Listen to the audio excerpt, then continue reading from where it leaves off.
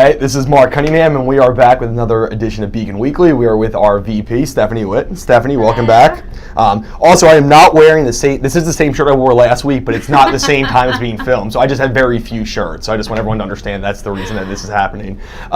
So there's been a lot of news this week, and Chris Butler covered it from Tennessee Star, and the Nashville Business Journal covered it too, but we found out that we have spent about $1 billion in tax dollars on corporations just in the last year in terms of corporate welfare.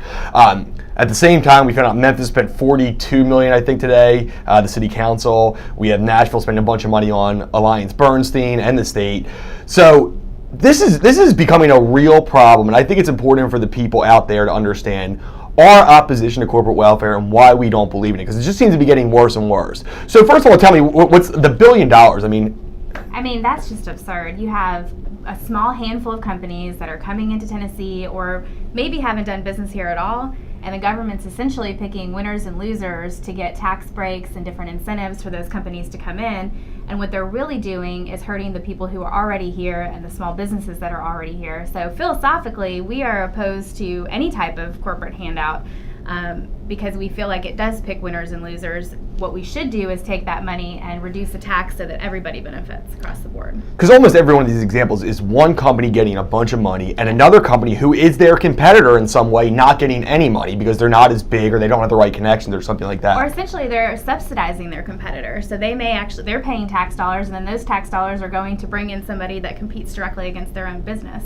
So it's definitely not fair across the board, and I think if we take that money and we actually make our tax structure even better in Tennessee, those businesses are going to come here anyway. They won't need a handout. They don't need an incentive. That's a good point. I mean, could you imagine the Jazz gave their best players to like the Cavaliers and like they had to pay them to do that? I mean, the Cavs would still not win, but it's like no, I mean, it's cool, but it is. I mean, that's a really good point though, because it's not just that we're paying taxes for something like to go to corporations, that you're actually paying taxes to put yourself out of business, kind of, in some instances. Absolutely. And again, it's picking winners and losers. And I think that the best way to do it is let's reduce taxes for everybody across the board and make sure that companies want to come here because we are the best state to do business in, not because we have the best handout that we want to give to them. And it's important that we are for tax incentives. We want to incentivize everyone by lowering everyone's tax rate. So we're not against tax cuts. I feel like sometimes people say that, but we just want lower tax for everyone, not a select few. Right, exactly. So, well, I appreciate the explanation. I'm sure the people out there do too. And if you have questions, you can email us about why we're opposed to this practice of corporate welfare. But it seems to be getting worse, and our job is to make sure that we're